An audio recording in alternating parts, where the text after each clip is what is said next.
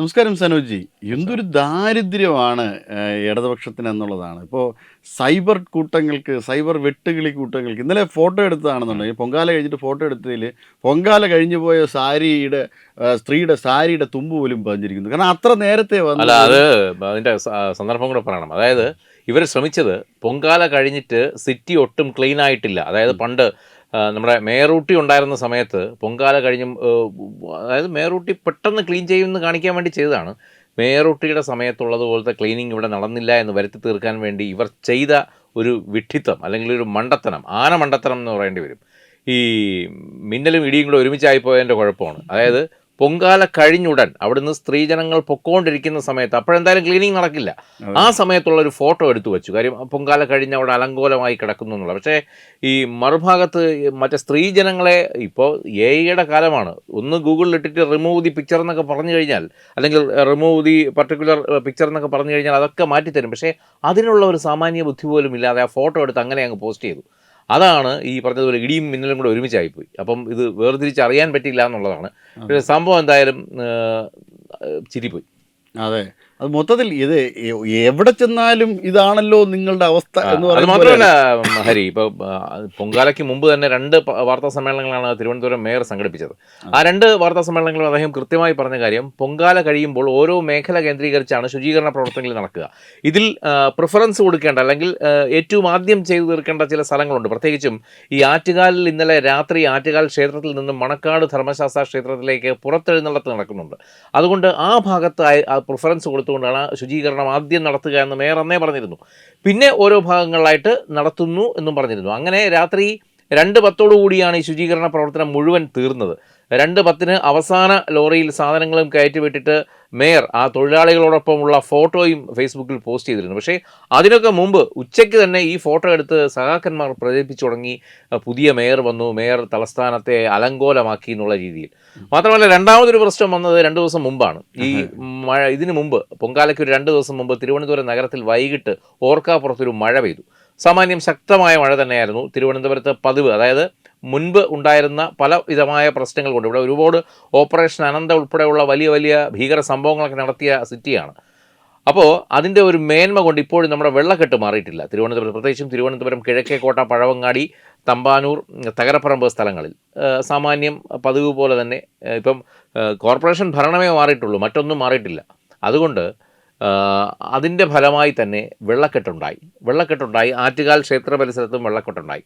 ആറ്റുകാലിൽ ഒരു പ്രശ്നം ഉണ്ടായതെന്ന് വെച്ചാൽ, ആറ്റുകാലിൽ ഈ പൊങ്കാലയോടനുബന്ധിച്ച് കഴിഞ്ഞ 2-3 മാസങ്ങളായി അവിടെ വലിയ നിർമ്മാണ പ്രവർത്തനങ്ങൾ നടന്നു, ആറ്റുകാൽ ആ ഗ്രൗണ്ടിൽ.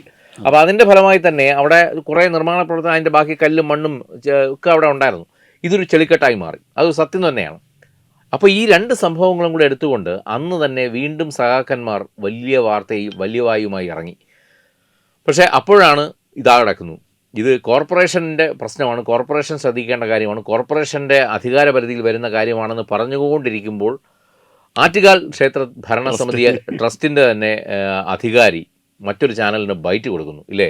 അതെ, അതെ, അതെ. എന്താണ് ബൈറ്റ്, ഹരി ആ, പറയും. അതായത് ഇത് തങ്ങളുടെ തന്നെ പ്രശ്നമാണ്. കാരണം ഈ ഭാഗം കുറച്ച് താഴ്ന്ന പ്രദേശമാണ്, ഞങ്ങൾക്ക് അതിനുള്ള സൗകര്യങ്ങളില്ല. പക്ഷെ ഉടൻ തന്നെ അതിനുള്ളൊരു അല്ല, സൗകര്യം താഴ്ന്ന കണ്ടെത്താൻ. പ്രദേശം എന്ന് പറഞ്ഞാൽ ഇത് പാടശേഖരമാണ്. അത് അതെ, അതെ. ശരിക്കും പറഞ്ഞാൽ ആറ്റുകാൽ പാടശേഖരമാണ്. പഴയ കാലത്തെ അത് തീർത്തും പാടമായിരുന്നു. ഇന്നലെ നമ്മളെ തത്സമയ സംപ്രേഷണത്തിലൊക്കെ അതിൻ്റെ ചരിത്രം വിവരിക്കുമ്പോൾ നമ്മളത് കൃത്യമായി പറയുന്നുണ്ടായിരുന്നു. അതെ, ശരിക്കും ആറ്റുകാലിൻ്റെ ഒരു വികസനം സാധ്യമായത് ഈ പാടശേഖരത്തിൻ്റെ നടുവിലൂടെയുള്ള ബണ്ട് റോഡിൻ്റെ വരവോടുകൂടിയാണ്. അതെ. അതിനു മുമ്പ് മണക്കാട് വഴി ആറ്റുകാൽ ക്ഷേത്രത്തിലേക്കുള്ള ഒരു ഒറ്റയടി പാത മാത്രമായിരുന്നു അങ്ങോട്ടേക്കുള്ള പ്രധാന പാത.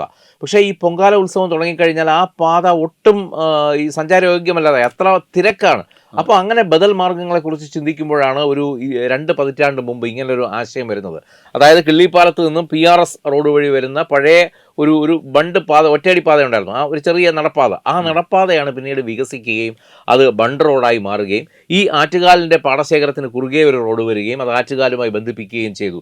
ഇത് ഈ തിരുവനന്തപുരം നിവാസികൾക്കെല്ലാം അറിയാം, ഒരു 10-15 വർഷത്തിനകം മാത്രമാണ് ഈ ബണ്ട് റോഡ് വന്നത്. അപ്പോൾ അങ്ങനെ സ്വാഭാവികമായും ഒരു പാടശേഖരമായിരുന്ന സ്ഥലത്ത് അത് ഇപ്പോഴും അതിൻ്റേതായ ശേഷിപ്പുകൾ അവിടെ ഇവിടെയൊക്കെ കാണാം. അതെ, അതുകൊണ്ട് മാത്രമാണ് വലിയൊരു മഴ പെയ്താൽ ഇപ്പോഴും അവിടെ ചെളിക്കൊണ്ട് തന്നെയാണ്. അതെ. ഇനിയും അവിടെ ഒരുപാട് വികസിക്കേണ്ടിയിരിക്കുന്നു. ഞാൻ പറയുന്ന ഇനിയും വികസനത്തിൻ്റെ കാര്യം പറയുമ്പോഴുള്ള കാര്യമാണ്. കാര്യം ഈ തിരുവനന്തപുരം നഗരത്തിൽ പാർക്കിങ്ങിന് ഒരുപാട് പ്രശ്നങ്ങളുള്ളത് കൊണ്ട് തന്നെ ഈ മണ്ഡല മകരവിളക്ക് സീസൺ സമയത്ത് തിരുവനന്തപുരത്ത് എത്തുന്ന വലിയ വാഹനങ്ങൾ, അതായത് ആന്ധ്ര, കർണാടക, തമിഴ്നാട്ടിൽ നിർത്തുന്ന വലിയ ബസ്സുകൾ പാർക്ക് ചെയ്യാനായി സർക്കാർ അനുവദിച്ച് നൽകിയിട്ടുള്ള ഒരു സ്ഥലം കൂടിയാണ് ഈ ആറ്റുകാലത്തെ പാർക്കിംഗ് ഗ്രൗണ്ട് എന്ന് പറയുന്നത്. അപ്പം ആ ഗ്രൗണ്ട് ഇതുപോലെ വലിയ വാഹനങ്ങൾ കയറി ഇറങ്ങി ഈ മണ്ഡല സീസൺ കഴിഞ്ഞത് ചെളി വലിയ കല്ലും മണ്ണും ഒക്കെ ആയി കിടന്നതാണ്. ഇത് കോർപ്പറേഷൻ ചെയ്യേണ്ടതല്ല, ഇത് ട്രസ്റ്റിൻ്റെ വകയാണ് ആ ഗ്രൗണ്ട് എന്ന് പറയുന്നത്. അപ്പോൾ ഇത് ക്ഷേത്രം ചെയ്യേണ്ടതാണ്. ക്ഷേത്രം അത് ചെയ്യും എന്നുള്ള രീതിക്കാണ് ഇപ്പോൾ ഭരണസമിതി അംഗത്തിൻ്റെ ചെയർമാൻ്റെ, ട്രസ്റ്റ് ചെയർമാൻ്റെ തന്നെ ഇപ്പോൾ ബൈറ്റ് വന്നിരിക്കുന്നത്. അല്ല, എൻ്റെ ഒരു സംശയം, ഇനിയിപ്പോൾ AKG സെൻറ്ററിൽ വെള്ളം കെട്ടിയാൽ കോർപ്പറേഷൻ്റെ തലയിൽ അവർ വയ്ക്കുമോ എന്നാണ് എൻ്റെ അല്ല ഹരി, ഇപ്പോൾ ഇവരിങ്ങനെ വേറെ ഒന്നും പറയാനില്ലാത്ത ഇവരിങ്ങനെ ഓരോ നിമിഷവും ഭൂതക്കണ്ണാടി വെച്ച് നോക്കിക്കൊണ്ടിരിക്കുകയാണ് എവിടെ എന്ത് കുറ്റം കണ്ടുപിടിക്കാം എന്നുള്ളത്. ഇപ്പോൾ ഇന്നലെ ഇതെല്ലാം കഴിഞ്ഞപ്പോൾ ഇന്ന് രാവിലെ ഒരു ഫേസ്ബുക്ക് പോസ്റ്റ് കണ്ടു, തിരുവനന്തപുരത്ത് KSRTC ബസ് സ്റ്റാൻഡിനകത്ത് ഡസ്റ്റ്ബിന്നുകൾ ശുചീകരിച്ചിട്ടില്ല എന്ന്. അപ്പോൾ അതുമായി ബന്ധപ്പെട്ട് ഇന്ന് മേയറുടെ ഈ രാവിലത്തെ പത്രസമ്മേളനത്തിൻ്റെ ഇടയിൽ ഞങ്ങൾ ഈ വിഷയം സൂചിപ്പിച്ചപ്പോൾ തന്നെ മേയർ ചോദിച്ചത്, KSRTCക്കുള്ളിലെ ഡസ്റ്റ്ബിൻ ക്ലീൻ ചെയ്യേണ്ടത് നഗരസഭയുടെ ഉത്തരവാദിത്തമാണോ? അത് KSRTCക്കകത്ത് വെച്ചിരിക്കുന്നില്ല, KSRTC അല്ലേ ഇത് ക്ലീൻ ചെയ്യേണ്ടത്. അപ്പോൾ ഇത്തരത്തിൽ ഒറ്റപ്പെട്ട സാധനങ്ങൾ, ഈ ചുറ്റുപാടുമുള്ള സാധനങ്ങളൊന്നും വരാതെ വൈഡ് ഫ്രെയിം ഇല്ലാതെ ഒരു ക്ലോസ് ഫ്രെയിം എടുത്തുകൊണ്ട് അതിനെ തെറ്റിദ്ധരിപ്പിക്കുന്ന രീതിയിലുള്ള ചിത്രങ്ങളും വാർത്തകളുമാണ് കഴിഞ്ഞ കുറേ മണിക്കൂറുകളിലായി ഈ കുട്ടി സഖാക്കന്മാരും ഈ പറഞ്ഞതുപോലെ വെട്ടുകളി കൂട്ടവും ഒക്കെ നൽകിക്കൊണ്ടിരിക്കുന്നത്. പക്ഷേ ഒന്നും അങ്ങോട്ട് ഏശുന്നില്ല. കാര്യം പഴയതുപോലെ ശൗര്യം പോരാ. അതെ, ഈ വാട്ടർ അതോറിറ്റിയുടെ കാര്യം, വാട്ടർ അതോറിറ്റിയുടെ കീഴിലാണ് ഇപ്പോൾ ജലവിതരണം പ്രധാനമായിട്ടും. കോർപ്പറേഷൻ്റെ ഈ മെയിൻ്റനൻസും മറ്റു കാര്യങ്ങളും ഒക്കെയാണ് പ്രധാനമായിട്ടും ശ്രദ്ധിക്കുന്നത്.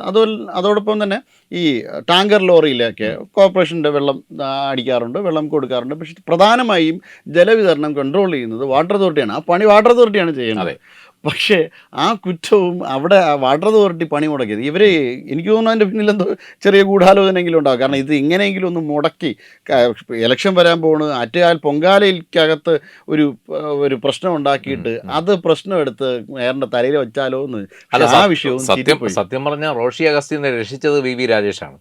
കാര്യം വലിയൊരു പ്രശ്നം ഉണ്ടായേക്കാവുന്ന ഒരു വിഷയമായിരുന്നു കുടിവെള്ളം. അത് ഈ വാട്ടർ അതോറിറ്റിയുടെ കയ്യിലോട്ടൊന്നും വിട്ടുകൊടുക്കാതെ മേയർ അടിയന്തരമായി തന്നെ നഗരസഭയിൽ ഒരു മീറ്റിംഗ് കൂടുകയും ഇന്നലെ ശരിക്കും പറഞ്ഞാൽ നഗരത്തിൽ ശുദ്ധജല വിതരണം ഒരിടത്തു പോലും തടസ്സപ്പെട്ടിട്ടില്ല.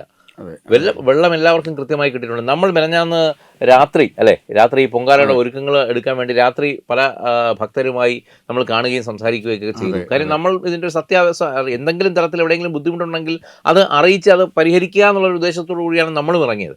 അപ്പോൾ നമ്മൾ ചോദിക്കുമ്പോൾ എല്ലാവരും ഹാപ്പിയാണ്, എല്ലാവരും സാറ്റിസ്ഫൈഡ് ആണ്, എല്ലാവരും സംതൃപ്തരാണ്, ഒരുക്കങ്ങളെല്ലാം ഭംഗിയാണ്. ഞാൻ ചോദിക്കട്ടെ, കഴിഞ്ഞ കുറേ കാലമായി എന്തെങ്കിലും തരത്തിലുള്ള ചില ഈ പറയാൻ തക്കവണ്ണമുള്ള എന്തെങ്കിലും അനിഷ്ട സംഭവങ്ങൾ ഈ പൊങ്കാലക്കിടയിൽ ഉണ്ടാകാറുണ്ട്. ഇന്നലെ ബേക്കറി ജംഗ്ഷനിൽ ഒരു ഭക്തയുടെ പൊങ്കാലക്കലത്തിലൂടെ ഒരു കാർ ഓടിച്ചു പോയി എന്നുള്ളൊരു അനിഷ്ട സംഭവം ഒഴിച്ചു നിർത്തിയാൽ മറ്റു വലിയ പ്രശ്നങ്ങളൊന്നും തന്നെ ദൈവം സഹായിച്ച് ഉണ്ടായിട്ടില്ല. ഉണ്ടാക്കാൻ നോക്കിയവരാണ് ഇതിലെ ഏറ്റവും വലിയ പ്രശ്നക്കാരെന്നുള്ളതാണ്. അതെ, മാക്സിമം പരമാവധി അതിൻ്റെ പരമാവധി കള്ളത്തരങ്ങളും കള്ളക്കളികളും. പക്ഷേ എങ്ങനെയൊക്കെ കറങ്ങി തിരിഞ്ഞ് വരുമ്പോഴും പ്രശ്നം ഇവരെ ഉണ്ടാക്കി തന്നെ. കാരണം വാട്ടർ അതോറിറ്റിയുടെ കീഴിലാണ് ഇത് ചെയ്യുന്നതെന്ന് സാമാന്യ ബുദ്ധിയുള്ള എല്ലാ ആൾക്കാർക്കും ഒരു കൃത്യമായ രീതിയിൽ കമൻറ്റുകളെല്ലാം തന്നെ ഇതിനെതിരെ ചെയ്തിട്ടുണ്ട്. അങ്ങനെ എല്ലാം വാട്ടർ അതോറിറ്റിയുടെ കാര്യം, വെള്ളത്തിൻ്റെ കാര്യം ചീറ്റിപ്പോയി, ചെളിയുടെ കാര്യം ചീറ്റിപ്പോയി. ഇനി CPMൻ്റെ ആൾക്കാരുടെ തലയിലുള്ള ചെളി അത് നീക്കം ചെയ്യാനായിട്ട് മേയറിനെ ഇനി വലിയൊരു വിഷയം വരാൻ പോകുന്നേ ഉള്ളൂ ഹരി. അതായത് ഇപ്പോൾ കഴിഞ്ഞ ദിവസം തന്നെ ഈ പൊങ്കാലയിലെ ഏറ്റവും വൈറലായി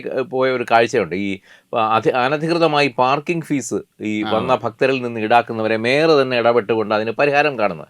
ഇപ്പോൾ അതിൻ്റെ കൂടുതൽ അന്വേഷണത്തിലേക്ക് ഇവർ പോയപ്പോൾ തിരുവനന്തപുരത്ത് ഗാന്ധി പാർക്കിലെ ഈ പാർക്കിംഗ് സംവിധാനം അത് കൈകാര്യം ചെയ്തുകൊണ്ടിരിക്കുന്ന വ്യക്തിക്ക് 2023 ഇതിന്മേലുള്ള കോൺട്രാക്ട് തീർന്നതാണ്. അയാൾ ബാക്കി തുക ഇതുവരെ നഗരസഭയിൽ അടച്ചിട്ടില്ല, പുതുക്കി എടുക്കേണ്ട. അപ്പോൾ അതിൻ്റെ അർത്ഥം അയാൾ 2023 മുതൽ ഇൻവാലിഡ് ആണ്.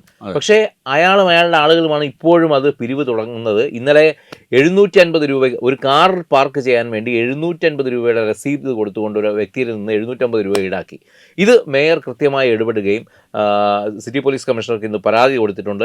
ഇദ്ദേഹത്തെ എങ്ങനെയെങ്കിലും അവിടെ നിന്ന് ഇറക്കി വിടണം എന്നുള്ള രീതിയിൽ. കാര്യം അല്ലെങ്കിൽ പിന്നെ അദ്ദേഹം നിയമ വഴിക്ക് പോയി ഇതിൻ്റെ കോൺട്രാക്റ്റ് പുതുക്കിയെടുക്കേണ്ടതായിട്ടുണ്ട്. അപ്പോൾ 2023 കോൺട്രാക്റ്റ് തീർന്ന വ്യക്തി എങ്ങനെ 2026 അവിടെ നിൽക്കുന്നു എന്നുള്ളതിനാണ് ശരിക്കും ഈ CPMകാർ ഉത്തരം പറയേണ്ടത്. കാര്യം ഒരു 2-3 മാസം മുമ്പ് വരെ അവരുടെ കയ്യിലായിരുന്നു നഗരസഭ. 2.5 മാസം ആവുന്നേ ഉള്ളൂ VV രാജേഷ് ഏറ്റുവാങ്ങിയിട്ട്. അപ്പോൾ അതിന് മുമ്പ് ഉള്ള കാര്യങ്ങളുടെ ഉത്തരവാദിത്വം നിങ്ങളുടെ തലയിൽ തന്നെയാണ്. അതിന് നിങ്ങൾ ഉത്തരം പറഞ്ഞേ പറ്റൂ. അതുകൊണ്ട് ഇപ്പോൾ ഈ സത്യം പറഞ്ഞാൽ ഈ കുത്തിപ്പൊക്കി ഇപ്പോൾ ഇവർ ഈ ചെളിയിലാവുമെന്നാണ് എനിക്ക് തോന്നുന്നത്. അല്ല, ഇത് മൊത്തം കുത്തിപ്പൊങ്ങുന്നത് മൊത്തം ഇടതിൻ്റെ പഴയ അഴിമതിക്കാരൻ. പിന്നെ ഇവർക്കത് പറയുന്നതിന് മറുപടി പറയുന്നതിന് വലിയ ബുദ്ധിമുട്ടൊന്നും ഉണ്ടാവില്ല. കാരണം മരിച്ചവരെ കൊണ്ട് വോട്ട് ചെയ്യിപ്പിക്കുന്നു. പിന്നെയാണ് അല്ല, കാലാവധി ന്യായീകരണ കഴിഞ്ഞ് ക്യാപ്സ്യൂൾ ഇപ്പോഴും കെട്ടിക്കിടക്കുകയാണല്ലോ. AK സെന്ററിനകത്ത് ഇനി എന്തെങ്കിലുമൊക്കെ മിച്ചം ഉണ്ടെങ്കിൽ കുറേ ന്യായീകരണ ക്യാപ്സ്യൂളാണ് അവിടെ ആകെ സംഭരണശേഷിയിലുള്ളത്. പക്ഷെ വരുന്ന ക്യാപ്സ്യൂളെല്ലാം ഉൾട്ടയടിക്കുകയാണ് ചെയ്യുന്നത്. അതാണ് ഏറ്റവും പ്രധാനപ്പെട്ട ഒരു പ്രശ്നം. ഈ കാര്യങ്ങളെല്ലാം തന്നെ തിരിച്ച് വീണ്ടും ഇവരുടെ നെഞ്ചത്താണ്. ഇതും എൻ്റെ തലയിലാവുമല്ലോ എന്ന് ആര്യാരാജേന്ദ്രൻ തന്നെ തലയിൽ കൈവയ്ക്കുന്നുണ്ടാവും. ആ ഒരു അവസ്ഥയിലൂടെയാണ് ഇപ്പോൾ കാര്യങ്ങൾ മുന്നോട്ട് പോകുന്നത്. അതോടൊപ്പം തന്നെ ഇപ്പോൾ സനോജി പറഞ്ഞ ഈ ചൂണ്ടിക്കാണിച്ച ഈ കാര്യം, ഇവരിൽ പല ആൾക്കാരും, മിക്ക ആൾക്കാരും ഈ പാർക്കിംഗ് ഫീസിൻ്റെ പാർക്കിംഗ് കേന്ദ്രങ്ങളുടെ നടത്തിപ്പുകാർ, ഇവരിൽ പലരും ഗുണ്ട മാഫിയുമായിട്ട് ബന്ധമുള്ളവരാണ്. ഇടതുപക്ഷത്തിൻ്റെ ആൾക്കാരാണ് ഈ പലരും എന്നുള്ളതാണ് ഇതിൻ്റെ മറ്റൊരു സവിശേഷത. ഇവർ കരാർ കൊടുത്ത ആൾക്കാർ. അല്ല, ഇതിപ്പോൾ ഇന്നിപ്പോൾ മേയറുടെ വാക്കിൽ നിന്ന് എനിക്ക് മനസ്സിലാക്കിയത് ഒരറ്റത്തുനിന്ന് തുടങ്ങിയിട്ടേ ഉള്ളൂ. മേയർ ഇത് കംപ്ലീറ്റ് പൊളിച്ചെടുക്കും. ഇതിപ്പോൾ പാർക്കിംഗ് കാര്യത്തിൻ്റെ കാര്യം പറഞ്ഞു. ഇവിടുത്തെ തിരുവനന്തപുരത്തെ ശുചിമുറികളുടെ കാര്യത്തിലും ഇത് തന്നെയാണ്. ഒന്ന് യൂറിനേറ്റ് ചെയ്യാൻ, മൂത്രമൊഴിക്കാൻ പോകാൻ പോലും ഭീകരമായ പൈസയാണ് കൊടുക്കേണ്ടി വരുന്നതെന്നുള്ള റിപ്പോർട്ടുകളാണ് കഴിഞ്ഞ ദിവസം പുറത്തു വന്നിട്ടുള്ളത്.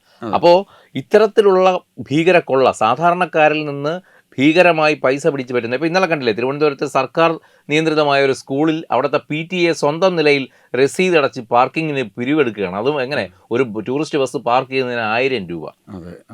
അതിനെ സംബന്ധിച്ചും കൂടുതൽ അന്വേഷണം. കാര്യം ഇന്ന് ആ സ്കൂള് സംശയത്തിൻ്റെ നിഴലിലാണെന്ന് തന്നെയാണ് മേയർ പറഞ്ഞത്. മാത്രമല്ല അവിടെയും ഈ പറഞ്ഞതുപോലെ ഒരു ഇടത് ജിഹാദി കൂട്ടുകെട്ടാണ് അതിനകത്ത് വർക്കൗട്ട് ആവുന്നത്. അതിൻ്റെ PTA എന്ന് പറയുന്നത് ഒരു ഇടത് ജിഹാദി കൂട്ടുകെട്ടാണ്. അപ്പോൾ ഇവരുടെ തലയിലെ ഇങ്ങനെയുള്ള മണ്ടത്തരങ്ങളും ഈ പൊതുജനങ്ങൾക്ക് ഏതൊക്കെ തരത്തിൽ ബുദ്ധിമുട്ടിക്കാമെന്നുള്ള റിസർച്ച് നടത്തി ശീലിച്ച് പരിചയിച്ചവരാണ് ഇവർ.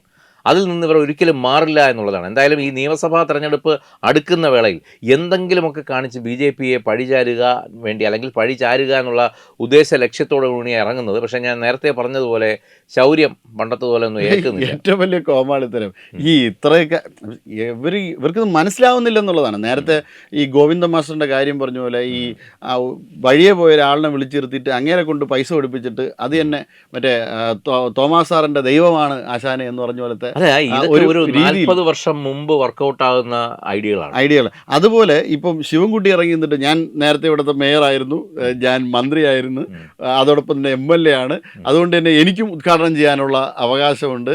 തിരുവനന്തപുരം കോർപ്പറേഷൻ്റെ ശുചീകരണം ഉന്തിൻ്റെ കൂടെ ഒരു തള്ളും. വേറെ ഒരു സിനിമയിൽ ജഗതി നമ്മുടെ ചുടുകെട്ട് എടുത്ത് അറിയുമ്പോഴത്തേക്കും ഇടയിൽ നിന്ന് പാസ് ചെയ്ത് കൊടുക്കും പോലത്തെ ഒരു പരിപാടിയാണ്. ഇത്രയും പ്രായമായില്ലേ, ഒന്നുമില്ലെങ്കിലും അദ്ദേഹത്തിൻ്റെ അമ്മാവൻ്റെ PGയുടെ ഒരു ഇതെങ്കിലും കാണിക്കണ്ടേ? ഇവരെ ആരും മൈൻഡ് ആക്കേണ്ട. അദ്ദേഹത്തിനെങ്കിലും ഒന്ന് മനസ്സിൽ കണ്ടിരുന്നെങ്കിൽ ഈ കോമാളിത്തരത്തിന് ഇറങ്ങില്ലായിരുന്നു.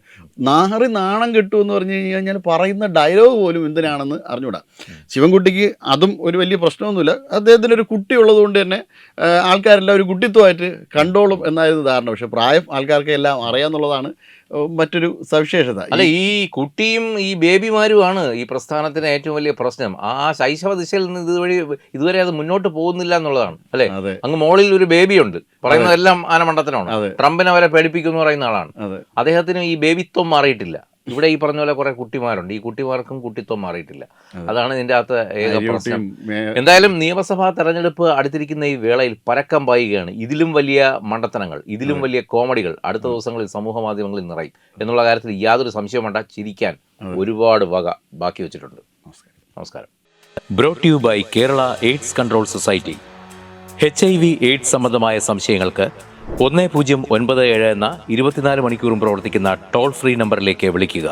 വാട്സാപ്പിലും ഫേസ്ബുക്കിലും ഒക്കെ സ്റ്റാറ്റസ് അപ്ഡേറ്റ് ചെയ്യാറുണ്ടല്ലോ, HIV സ്റ്റാറ്റസോ. HIV പിടിപെടാനുള്ള സാഹചര്യങ്ങളിൽ കൂടി അറിഞ്ഞോ അറിയാതെയോ കടന്നു പോയിട്ടുണ്ടാവാം. എന്ത് തന്നെയായാലും മുൻകൂട്ടി പരിശോധിച്ച് HIV സ്റ്റാറ്റസ് അറിയൂ. സൗജന്യ HIV പരിശോധനയും കൗൺസിലിങ്ങും ആരോഗ്യ കേന്ദ്രങ്ങളിൽ പ്രവർത്തിക്കുന്ന ICTC അഥവാ ജ്യോതിസ് കേന്ദ്രങ്ങളെ സമീപിക്കുക. നിങ്ങളുടെ സ്റ്റാറ്റസ് എന്തായാലും വിവരങ്ങൾ രഹസ്യമായി സൂക്ഷിക്കുന്നതായിരിക്കും.